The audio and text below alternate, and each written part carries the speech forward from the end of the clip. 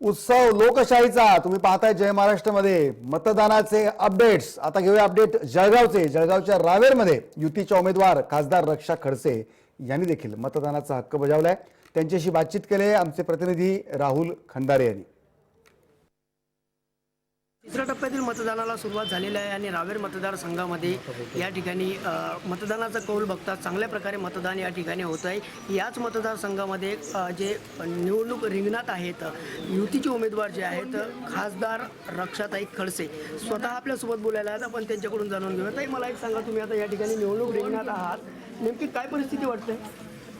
परिस्थिती अतिशय चांगली आहे की आपण बघतोय की सगळ्या मतदारसंघामध्ये खूप चांगला प्रतिसाद मिळतोय। सकाळपासून लोकांची गर्दी ह्या मतदान केंद्रावर झालेली आहे आणि मला खात्री आहे की जो काही विकास कामं आम्ही ह्या 5 वर्षामध्ये सरकारच्या माध्यमातून किंवा माझ्या माध्यमातून मतदारसंघात झालेला आहे, तर कौल हा आमच्याच बाजूने राहील आणि परत एकदा मोदी सरकार ह्या देशामध्ये राज्य करेल। निवडणूक डोळ्यासमोर ठेवता मतदारांना आपण काय नेमकं आव्हान करणार आहे या संदर्भात? मी आव्हान एवढंच करेल की मतदानाचा हक्क हा सगळ्यांचा आहे आणि तो आपल्या लोकशाहीसाठी खूप बळकट करणारा हक्क आहे। तर मला असं वाटतं की मतदानाचा हक्क हा सगळ्यांनी पाळावा आणि कारण की देशाच्या विकासासाठी आपलं खूप मोलाचं योगदान आहे, तर याच्यासाठी सगळ्यांनी मतदान केंद्रावर जाऊन आपला अधिकार बजवावा। परंतु या ठिकाणी आपण बघतोय की मतदारांनी नेमकं तुम्हाला का मतदान करावं, असं विकासात्मक कामं आपण नेमके मतदारसंघात काय केले?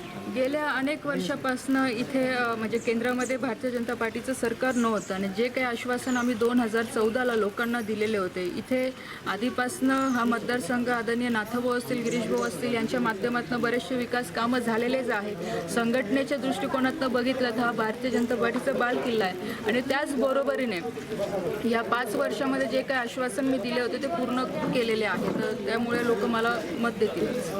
ह्या होत्या रक्षाताई खडसे यांनी सांगितलं की विकासाच्या जोरावर लोक मला या ठिकाणी मतदान करतील। परंतु आता रावेर मतदारसंघामध्ये या ठिकाणी सकाळपासूनच मतदार या ठिकाणी मतदानाचा हक्क बजावताना पाहावयास मिळत आहेत। त्याचबरोबर खासदार रक्षाताई खडसे यांनी देखील नुकताच या ठिकाणी मतदानाचा हक्क बजावलेला आहे। नेमका आता या रावेर मतदारसंघामध्ये कोण खासदार निवडून येतोय तो येणाऱ्या 23 मेला या ठिकाणी सिद्ध होणार आहे। राहुल खंडारे, जय महाराष्ट्र, रावेर। धन्यवाद राहुल। आणि यानंतरची अपडेट आपण घेऊया जळगावहून आमच्या प्रतिनिधी शुभदा नेवे आपल्याशी जोडल्या गेल्या आहेत। शुभदा, जळगावचे अपडेट काय आहेत? मतदानाची टक्केवारी काय आहे आणि एकूणच वातावरण कसं आहे? सकाळपासून जळगाव मतदारसंघांमध्ये अतिशय उत्साहाचं वातावरण होतं। नेहमीपेक्षा यावेळेस नागरिक हे अगदी जागरूकतेने सकाळी 7 वाजेपासून येत असल्याचं बघायला मिळालेलं होतं आणि अजूनही तशाच प्रकारचा उत्साह आपल्याला बघायला मिळतो आहे। जळगाव लोकसभा मतदारसंघात 11 वाजेपर्यंत 17.5% इतकं मतदान झालं होतं, तर रावेरमध्ये 20% मतदान झालं होतं 11 वाजेपर्यंत। आणि आतापर्यंत जलसंपदा मंत्री गिरीश महाजन, सहकार मंत्री गुलाबराव पाटील यांनी सुद्धा आपलं मतदान केलेलं आहे आणि नागरिकांनाही आवाहन केलेलं आहे। राजकीय नेत्यांनी सुद्धा परिवारासह मतदान केलेलं आहे। त्याचबरोबर ज्येष्ठ सरकारी वकील उज्ज्वल निकम यांनी सुद्धा मतदान सहपरिवार येऊन केलं आहे। सेल्फी अनेक ठिकाणी सेल्फी पॉइंट सुद्धा करण्यात आलेले आहेत। शुभदा, दुपारची वेळ असते, या साधारणतः या वेळेमध्ये टक्केवारी घसरते। किती टेम्परेचर आहे जळगावचं आता? आज जळगावचं तापमान हे 43 डिग्रीच्या वरती आहे आणि गेल्या काही दिवसांपासून 43 डिग्री तापमान दररोजचं आहे, तरी सुद्धा फारसा परिणाम अद्याप नाहीये। सकाळच्या जसं वातावरण होतं तशाच पद्धतीने नागरिक येत आहेत। कदाचित थोड्या वेळानंतर म्हणजे साधारणतः दुपारी 1-2 वाजेनंतर ही मतदानाची टक्केवारी घसरण्याची शक्यता आहे, कारण उन्हाचा तडाखा त्यावेळेस जास्त असतो आणि संध्याकाळी मात्र मतदार बाहेर निघतील असा अंदाज वर्तवला जातोय। शुभदा, गेल्या वेळेस महाराष्ट्रात 2-3 ठिकाणी अशा घटना घडल्या होत्या की निवडणूक वोट देताना त्याचा वोटचा व्हिडिओ त्या व्यक्तीने फेसबुकवर टाकला होता, कोणाला मत दिलं हे दाखवणारा तो व्हिडिओ होता। अशा प्रकारचे काही प्रयत्न फेसबुकवर किंवा टिकटॉक ज्या बंदी घातली त्याच्यावर किंवा आणखीन कुठल्या माध्यमातून असा काही प्रयत्न तुमच्या एरियामध्ये आहे का आज?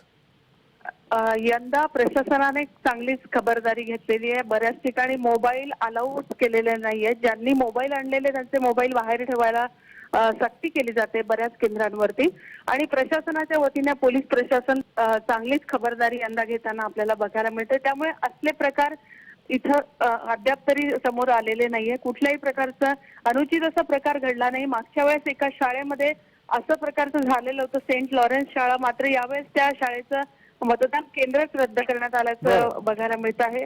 म्हणजे ही प्रशासनानं खबरदारी घेतली की जे सेन्सिटिव्ह एरिया आहे तिथं पोलीस जास्त यंत्रणा तिथं बसवली सज्ज आहेत आणि त्यामुळे अनुचित प्रकार हे नाही आहेत. शुभदा, काही अनुचित प्रकार नाहीये तुम्ही असं म्हणता. कुठे काही व्हीव्हीपॅट संदर्भात किंवा ईव्हीएम संदर्भातल्या काही तक्रारी प्राप्त झाल्या का, किंवा कुठे काही मतदान थांबलं का त्यामुळे?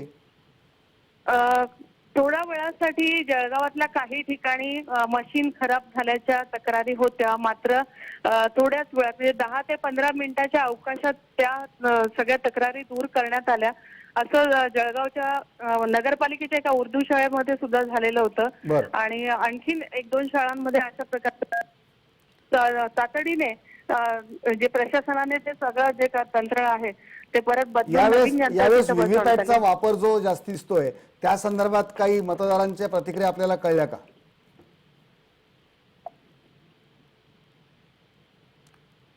शुभदा यांच्याशी आपला संपर्क तुटलाय. जळगावहून या होत्या शुभदा नेवे आमच्या प्रतिनिधी. शुभदा, माझा आवाज पोहोचतोय तुमच्यापर्यंत? हो. शुभदा, व्हीव्हीपॅटच्या यावेळेस तो वापर जो वाढला आहे, या व्हीव्हीपॅट वरती सामान्य मतदारांच्या काही प्रतिक्रिया आपल्याला मिळाल्यात का?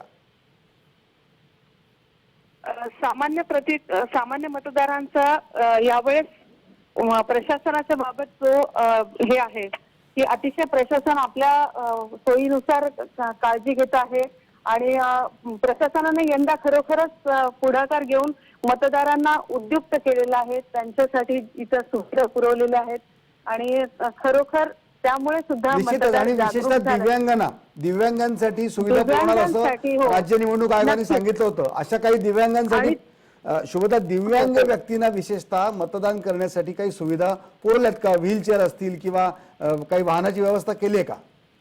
नक्कीच, प्रत्येक मतदान केंद्रामध्ये व्हीलचेअर देण्यात आलेली आहे आणि त्याचा वापर सुद्धा होताना दिसतोय. दिव्यांगांसाठी विशेष करून त्या व्हीलचेअर वापरल्या जातात आणि नव्या व्हीलचेअर बऱ्याच ठिकाणी दिलेल्या आहेत. त्यामुळे दिव्यांग सुद्धा मतदानासाठी आलेले समाधानी बघायला मिळत आहे या ठिकाणी.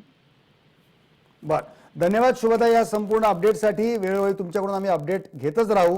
पुन्हा थोड्या वेळाने आम्ही तुमच्याकडून अपडेट घेणारच आहोत, पण तुर्तास धन्यवाद या सगळ्या माहितीसाठी. आणि आता यानंतर आपण वळूया परत पुण्याकडे. पुण्याचे अपडेट्स येत आहेत. या निवडणुकीनंतर पुण्याचे पालकमंत्री गिरीश बापट हे आमदार नाही तर खासदार म्हणून ओळखले जातील असा विश्वास नीलम गोऱ्हे यांनी व्यक्त केलाय. पुण्यातल्या विद्याभवन इथे डॉक्टर नीलम गोऱ्हे यांनी त्यांच्या आईसोबत जाऊन मतदान केलं आणि त्यानंतर त्यांनी प्रसारमाध्यमांना प्रतिक्रिया देखील दिली. सर्व तरुण मतदारांनी देश मजबूत करण्यासाठी मतदान करावं असं आवाहन त्यांनी केलंय. त्यांच्याशी बातचीत केली आमचे प्रतिनिधी अमोल धर्माधिकारी यांनी. शिवसेना आमदार नीलम गोऱ्हे यांनी मतदानाचा हक्क बजावलेला आहे. ताई, काय सांगाल, पहिली प्रतिक्रिया काय? मला अर्थातच खूप समाधान वाटतं आहे यासाठी की या भागामध्ये आम्ही गेल्या वेळेला जे मतदान केलं त्याचाही आम्हाला ते सत्कारणी लागलेलं होतं आणि अनेक वर्ष जे मतदान आपण करतोय त्या मतदानाच्या मधून आपली प्रत्येक वेळेला एक जाणीव होते की आपण आपलं एक कर्तव्य पार पाडतो आहे. त्याचबरोबर प्रचार पण भरपूर केला. त्या प्रचाराच्या पार्श्वभूमीवरती आपण कर्म करत होतो, परंतु त्याचं फल एक लोकशाहीमधल्या या उत्सवामधला मी तर म्हणेन प्रसाद म्हणजे मतदान आणि मतदानाचा नंतर येणारा निकाल आहे. पुणे शहरामध्ये मध्यमवर्गीय वस्त्यांमध्ये मतदानाची टक्केवारी कमी होती. त्याच्यात हा मॉडेल कॉलनी परिसरामध्ये पूर्वी मतदानाची टक्केवारी कमी होती, पण आताही ती यावेळेला वाढेल अशी आमची अपेक्षा आहे. त्याचबरोबर अजून एक टप्पा मतदानाचा बाकी आहे. हे मतदान झाल्यावर त्याकडे सगळ्यांचं लक्ष वळणार आहे. पुण्यातील आमदार गिरीश बापट आहेत उमेदवार. काय वाटतं, किती मताधिक्यांनी गिरीश बापट येऊ शकतात? तितकी टफ काँग्रेसने त्यांना दिली आहे का? खरंच मैत्रीपूर्ण लढत झाली? आता याच्या पुढे आपण आमदार गिरीश बापट, नामदार गिरीश बापट यांना खासदार गिरीश बापट म्हणून ओळखायला लागाल आणि अत्यंत विक्रमी मतांनी बापटसाहेब विजयी होतील अशी मला खात्री वाटते. अजून काही टप्प्यांचं मतदान बाकी आहे. मात्र शिवसेनेला काय वाटतंय? शिवसेनेच्या महाराष्ट्रात किती जागा येतील? तुमचा अंदाज काय? आम्ही ज्या जागा लढवतोय त्याच्यामध्ये गेल्या वेळेपेक्षा आमच्या जागा वाढलेल्या दिसतील याच्यात आम्हाला काही शंका नाही आहे. वेगवेगळ्या पद्धतीने काही दिशाभूल करणाऱ्या बातम्या जरी कोणी पसरवत असलं तरी आम्हाला नरेंद्र मोदीजींची सुप्त लाट दिसते आहे. हे दैनिक सामनामध्येही आज स्पष्ट केलेलं आहे. व्हिडिओ जर्नलिस्ट रोहित शाह, अमोल धर्माधिकारी, जय महाराष्ट्र न्यूज, पुणे. धन्यवाद अमोल. मावळचे उमेदवार पार्थ पवार यांनी आज बारामतीतल्या काटेवाडी इथं दुपारी मतदान केलं. सर्वांनी मतदान करावं असं आवाहन त्यांनी यावेळेस केलंय आणि त्यांच्याशी बातचीत केले आमचे प्रतिनिधी सचिन जाधव यांनी. काय म्हणाले पार्थ आपण तेही ऐकणार आहोत. मुख्यतः तरुण मतदारांनी सर्वांनी मतदान करावं यासाठी सर्वच पक्ष यावेळेस आवाहन करताना दिसत आहेत. ही दृश्य आपण पाहतोय पार्थ पवार यांच्या मतदानाची.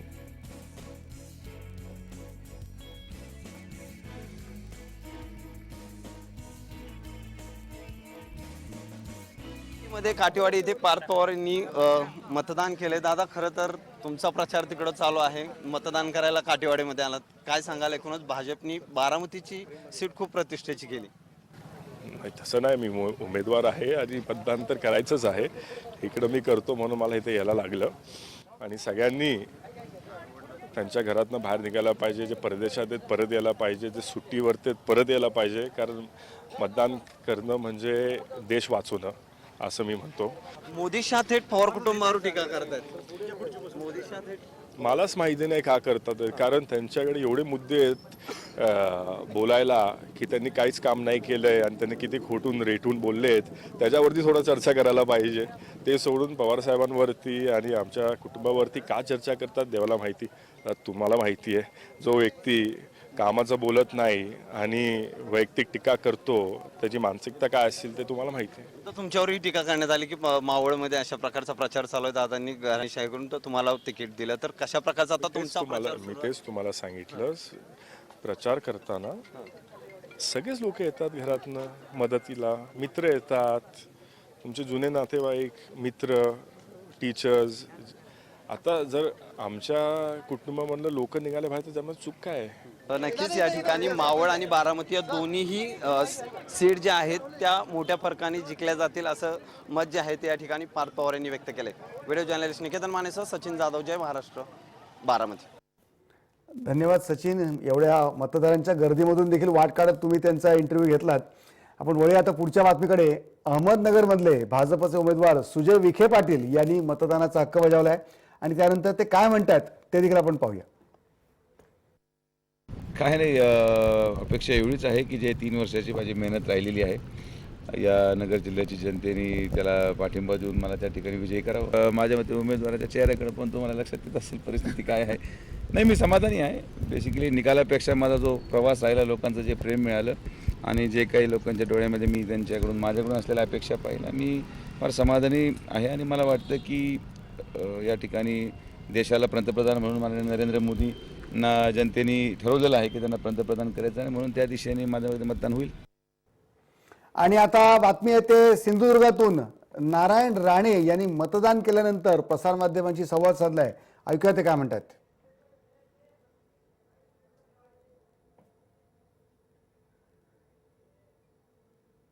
मतदानाचा हक्क बजावला आहे, काय सांगा? कुटुंबासमेत मतदानाचा हक्क बजावला, एक राष्ट्रीय कर्तव्य पार पाडलं याचं मला समाधान आहे. आणि म्हणून आम्ही दरवर्षी प्रत्येक वेळेला एकत्रच मतदानाचा हक्क बजावतो, त्याप्रमाणे आज केलं. किती बिनधास्त आहात? 100% बिनधास्त आहे. विश्वास आहे यावेळेला माझे मतदार सिंधुदुर्ग रत्नागिरीतले भरघोष मतदान निलेश राणेला करतील यावर माझा विश्वास आहे. किती मताधिक्य असेल? मताधिक्य माझ्या मते 60,000 मतदानांनी निलेश राणे निवडून येतील हा विश्वास आहे. ज्या पद्धतीने प्रचार झाला, समाधानी आहात? प्रचारात अतिशय समाधानी. प्रचार यशस्वीरित्या आम्ही पार पाडला. आम्ही विकासाच्या मुद्द्यावर बोललो, प्रगतीच्या मुद्द्यावर बोललो, आम्ही केलेली कामावर आम्ही बोललो. आम्ही सांगितलं आम्ही कामं केलेली आहेत. गेली 30 वर्ष या जिल्ह्यात मी कामं करतोय आणि लोकांना विश्वास आहे कामं करतील तर नारायण राणेच करू शकतील, निलेश राणेच करू शकेल हा जनतेला विश्वास आहे. आणि नितेश राणे पण तशाच स्वरूपाची कामं करतोय. राणे साहेब, सिंधुदुर्गामध्ये अशी एक निवडणूक होत नाही जी राणे साहेबांवरती फिरत नाही. याही प्रत्येक निवडणूक आल्या की ते नारायण राणे हे सेंटर पॉईंट असतात. याही वेळी विरोधकांनी एकत्र येऊन अनेक प्रकारचा प्रचार केला. काय सांगाल त्या सगळ्यांना? काय सांगा, याला कारण एकच आहे, मीडिया आहे. मीडियामुळे सगळ्यांचं टार्गेट, सगळ्यांना वाटतं आपल्याला प्रसिद्धी मिळावी म्हणून नारायण राणेच्या गोल फिरलं का प्रसिद्धी मिळते आणि म्हणूनच टार्गेट मी असतो. पण प्रत्येक वेळेला टार्गेट जरी मला केलं तर त्यातून सही सलामत मी बाहेर पडतो. हा इतिहास आहे. 2014 मध्ये मोदींची हवा होती, पण कोकणात आता 2019ला कोणाची हवा? नारायण राणेची. राणेसाहेब, पण संपूर्ण प्रचार शांततेत पार पडला तरी काल रात्री एक घटना घडलेली आहे. काही गुंड प्रवृत्तीच्या माणसांना जिल्ह्याबाहेर केलेलं आहे पोलिसांनी आणि ते शिवसेनेचे पदाधिकारी. थेट नाव घेतो निलेश पराडकर, जो छोटा राजन गँगशी संबंधित आहे असाही एक चर्चेचा सूर आहे. काय म्हणजे शेवटच्या क्षणी ही सगळी घडामोडी घडते? नाही, या जिल्ह्याचे पालकमंत्री दीपक केसरकर आहेत. प्रत्येक वेळी दहशतवाद दहशतवाद, आता तेच गुंड घेऊन फिरतायत. मला वाटतं प्रहारमध्ये फोटोज आहेत, ते भाषण करतायत आणि बाजूला पराडकर बसलेत. याचा अर्थ काय की गुंड घेऊन फिरायची वेळ शिवसेनेला आली. बाहेरून माणसं मिटिंगला आणा, 150 गाड्या आणायच्या आणि उद्धव ठाकरेची सभा इथे करायची. याचा अर्थ त्यांचं आता या कोकणात काय राहिलं नाहीये, अस्तित्व नाहीये. हे आव आणायचं काम करतायत. हे चित्र आज आहे. Okay, thank you. आमचे प्रतिनिधी शैलेश टवटे सिंधुदुर्गामध्ये आहेत आणि त्यांनी घेतलेली प्रतिक्रिया होती. नारायण राणे म्हणतात कोणाची हवा असून दे, कोकणात हवा मात्र माझीच असणार आहे. व या पुढच्या बातमीकडे. पश्चिम अहमदनगर दक्षिण लोकसभा मतदारसंघाचे काँग्रेस राष्ट्रवादी काँग्रेस आघाडीचे उमेदवार संग्राम जगताप यांनी मतदानाचा हक्क बजावला. त्यावेळीची दृश्य जय महाराष्ट्राच्या माध्यमातून आपण पाहतोय. संग्राम जगताप यांना भाजपचे सुजय विखे यांचं आव्हान आहे.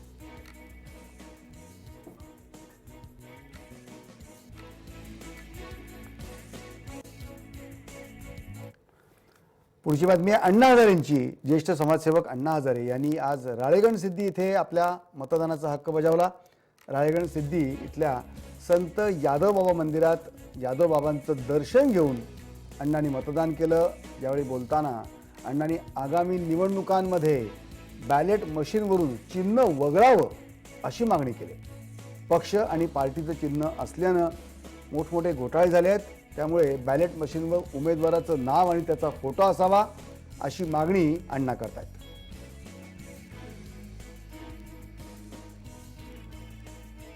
आता आमचं म्हणणं आहे की जर फोटो आणला तर चिन्ह ठेवायची गरज काय?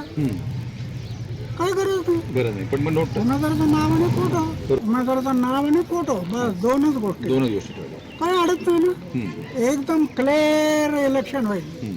उमेदवाराचं नाव आणि फोटो. फोटो पाहिला की लोक पाहतील हा गुंड आहे, हा भ्रष्ट आहे, हा लुटारू आहे, मत देणार नाही. चिन्हाची गरज नाही. चिन्हामुळं देशात गडबड झाली. खरं म्हणजे यावेळेस राज्य निवडणूक आयोगाने सक्तीचं केलं होतं की प्रत्येक उमेदवाराला त्याची जर गुन्हेगारी पार्श्वभूमी असेल तर ती गुन्हेगारी पार्श्वभूमी प्रसिद्ध करणं आवश्यक सांगितलं होतं. प्रसारमाध्यमांमध्ये त्याची बातमी देणं आवश्यक होतं. प्रत्येक उमेदवारांनी त्याच्यावर कोणते कोणते गुन्हे आहेत, काय कलम आहेत, त्याची एक जाहिरात प्रसिद्ध करणं एक कंपल्सरी केलं होतं. माढा लोकसभा मतदारसंघाची बातमी घेऊया आपण पुढची. माढा लोकसभा मतदारसंघातही चुरशीची लढत होते. माढा मतदारसंघाचे विद्यमान खासदार विजयसिंह मोहिते पाटील यांनी पंढरपूरमध्ये मतदानाचा हक्क बजावला. माढा मतदारसंघात राष्ट्रवादीच्या संजय काका शिंदे आणि भाजपच्या रणजित सिंग नाईक निंबाळकर यांच्यात प्रमुख लढत होते. तसंच शेकापचे ज्येष्ठ आमदार गणपतराव देशमुख हे याच मतदारसंघातले आहेत आणि या मतदारसंघात जाऊन त्यांनी आपला मतदानाचा हक्क बजावला. तीही दृश्य आपण जय महाराष्ट्राच्या माध्यमातून तुमच्यासमोर आणतोय.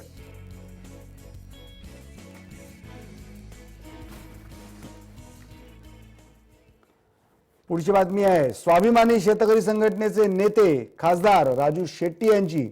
त्यांनी देखील आपला मतदानाचा हक्क बजावला. शिरोळमधल्या प्राथमिक शाळेत जाऊन त्यांनी आपला हा मतदानाचा हक्क बजावला. महाराष्ट्रात 35 पेक्षा जास्त जागा घेऊन महाआघाडी विजयी होईल असा विश्वास त्यांना वाटतोय. हातकणंगले मतदारसंघातून सर्वाधिक मताधिक्याने आपण विजयी होऊ असा विश्वास ते व्यक्त करतायत.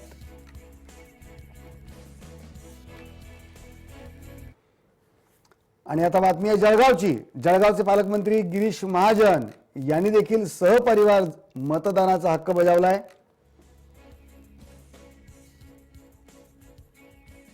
युतीचे महाजन अशी ज्यांची ओळख आहे या गिरीश महाजनांची ही आजची दृश्य आहेत.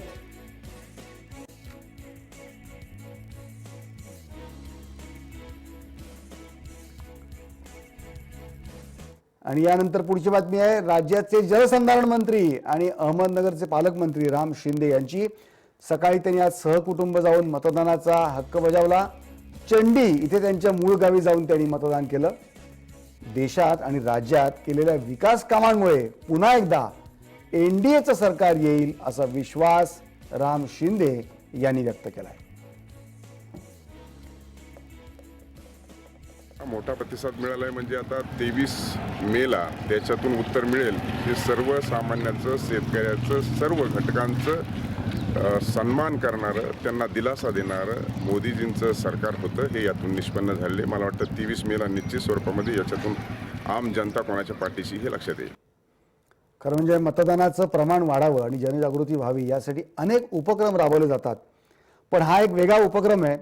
ही बातमी आहे सांगलीची. सांगलीमध्ये एका चहावाल्याने एक स्वतःचं कॉन्ट्रीब्युशन असावं की हा उत्सव लोकशाहीचा उत्सव आहे, त्याच्यामध्ये लोकांना प्रवृत्त करावं, त्यांनी जास्तीत जास्त लोकांनी मतदान करावं यासाठी त्यांनी स्वतःच एक शक्कल काढली. मतदान केल्याचं दाखवा, शाही दाखवा बोटाची आणि 10 रुपयाचा चहा 5 रुपयात मिळवा अशी ऑफर या चहावाल्याने दिली. सांगलीच्या हरमन चहावाल्याची बातमी आहे आणि मतदार देखील त्याला प्रतिसाद देतात.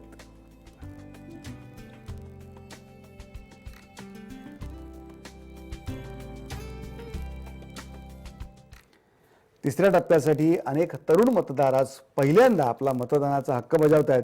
या तरुण मतदारांमध्ये एक वेगळा उत्साह पाहायला मिळतोय.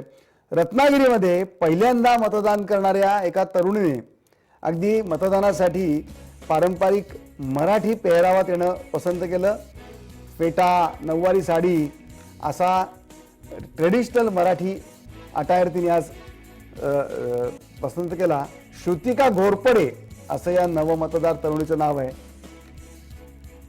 रत्नागिरीतल्या हायस्कूलमधल्या केंद्रावर तिने जाऊन हे मतदान केलंय आणि सगळ्याच नवमतदारांनी आपला मतदानाचा हक्क बजावावा असं आवाहन श्रुतिकाने केलंय. 1 जानेवारी 2019ला ज्या मतदाराला 18 वर्ष पूर्ण झाली वयाची त्या सगळ्यांना यावेळेस मतदान करण्याचा हक्क मिळाला.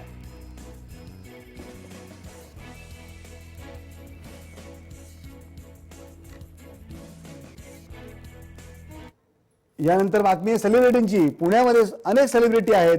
मराठी चित्रपट मालिकांमधल्या विश्वांमधले अनेक कलाकार पुण्यामध्ये आहेत आणि पुण्यामधल्या मतदानात आज त्यांनी भाग देखील घेतला.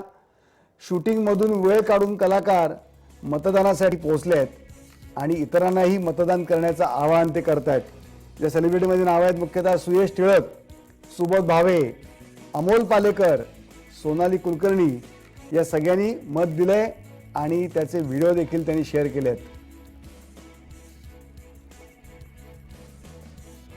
मी सुबोध भावे आणि माझी बायको मंजिरी भावे, आम्ही दोघं जण आज मतदान करण्यासाठी पहाटे 4:30 वाजता मुंबईतनं निघालो, पुण्यात आलो, मतदान केलं आणि आता आम्ही पुन्हा आमचं काम करायला मुंबईत चालू आहे.